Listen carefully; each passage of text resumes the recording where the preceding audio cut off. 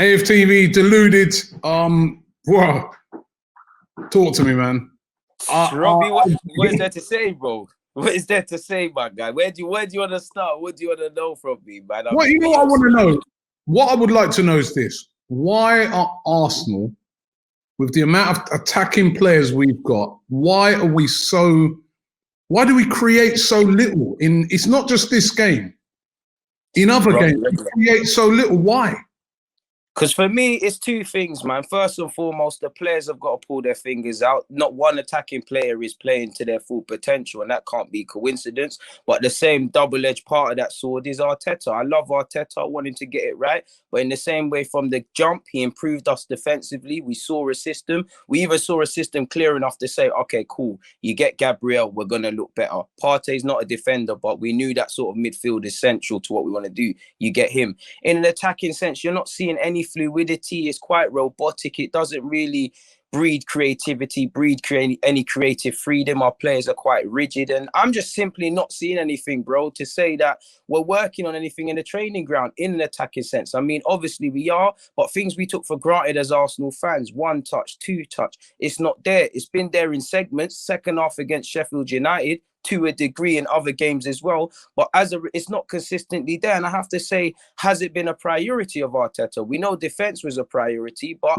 you have to attack games in the Prem. People have kind of found us out. How we played against United and how we've done it against City and Liverpool, we've done quite well, but it's not sustainable, that whole just 5 men at the back, kind of all mans to the pump. We've got to offer something. Fair enough, Willian was poor today, and I'm not the biggest fan. Pepe's frustrating, Aubameyang's not informed, but collectively our options are good enough to present problems to most defenses in the league. Definitely easier than today. Aston Villa are laughing. You know, look how they defended against Southampton. They've come against Aubameyang and these sort of players. Clean sheet. Martinez is laughing.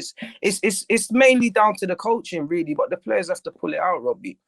Yeah, and you say with the coaching and what I mean, I'm baffled. I mean, we're at home.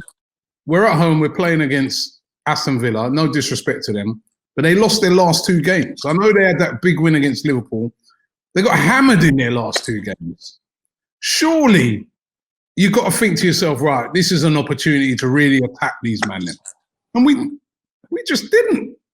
We didn't attack them. I mean, we're looking at the game. It's like we're counter-attacking against them because they've lost 2 on the bounce. That's the manager. The manager is telling them to do it. But for me, I'm going onto the players because we conceded in 45 seconds. The players didn't react to that, and that's why ultimately it's the managers. The same way I'm giving him, I praise him and I want him to get it right. And I'm not calling for him out, but it's the same way I'm praising him when it's all going well, when we're doing it against City and whatnot. I have to look at how are we preparing for games, because even in the Europa League, fair enough, it's not the same team, but we started off slowly in that game and had to turn it around. We conceded in the 22nd minute. So what real urgency is being said to these players? I really don't understand it. I think Arteta's handbrake that he's putting up, and he wants us to be defensive, is proven to a degree counterproductive. I get it. We attack more. There's going to be more holes in our team. Ultimately, we might concede more. But based on today, would you say we're a good defensive side? You know, we've got 4 wins, 4 defeats now. It's all in the balance. We've got to do a lot more, Robbie, in that regards, man. We've got the players to do it. I don't know what's up, man. I really don't know what's up. I'm going to finally ask you what I just asked the last guy that I spoke to, yeah? And I brought this up and I said, the O word. What's that? Right? ARSAVL, right? The O word. Would he make a difference if he would have been here? I mean, is that now starting to look like a big mistake again? Mikel Arteta said it's his decision. Is that starting to look stupid now?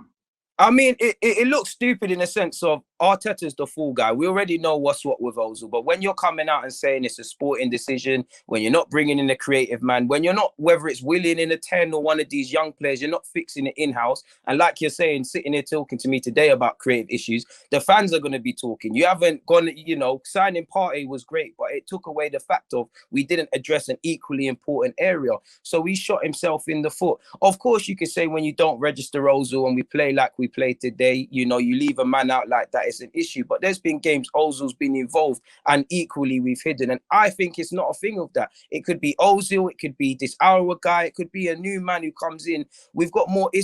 what Arteta is doing on the coaching thing doesn't suggest to me that it's as simple as a creative man comes in, all our problems are solved. I don't see enough movement. I don't see 2 to 3 options for the man in possession. I don't see any of that. So I guess Ozil would have made a difference and he would have got onto the ball more. He would have had more of an opportunity. But I genuinely think it's down to the coaching. Way before we talk about a creative man, we need to start seeing systems of play, style of play. Actually, because remember, it was almost muscle memory under Arsene Wenger and previously, where for all our problems, we could do this 1 or 2 touch pass. And I won't say we have it, but the second half against Sheffield United, suddenly all these players that didn't show it today and didn't show it in the first half in that game, they can do it. So is it a psychological problem? Is it a personnel problem? Is it a coaching problem? Is it a mix of all of them? Probably, but I don't know, my guy, man. It's just crazy. We're just a crazy club, man. We seem to keep doing this. You know, we beat Man United and then we're back to square one right now, really and truly. But we need these sort of L's, my guy. Not that I want us to lose. It's that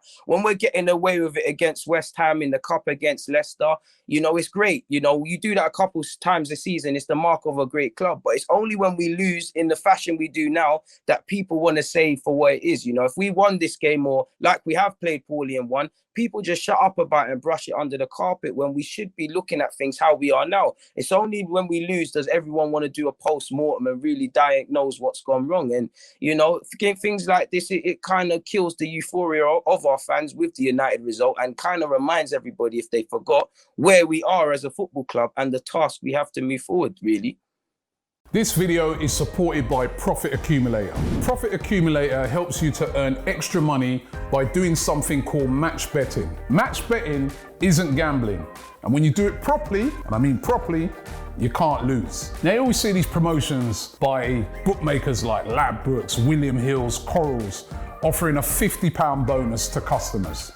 So you sign up and you might place a £50 bet on a coin toss landing on heads and a £50 bet on the same coin toss landing on tails. Now, whichever way it lands, it don't matter because you won't win or lose any money because you've covered all of the outcomes. However, you get the £50 bonus, so you're still £50 up. Now, lots of people try to do match betting on their own, but it's very time consuming and not always easy if you don't know what you're doing. That's where Profit Accumulator come in. Even if you don't know anything about sports, they walk you through everything step by step, showing you how to accumulate money into your bank account. So get involved right now. Click the link in the description and sign up to Profit Accumulator right now.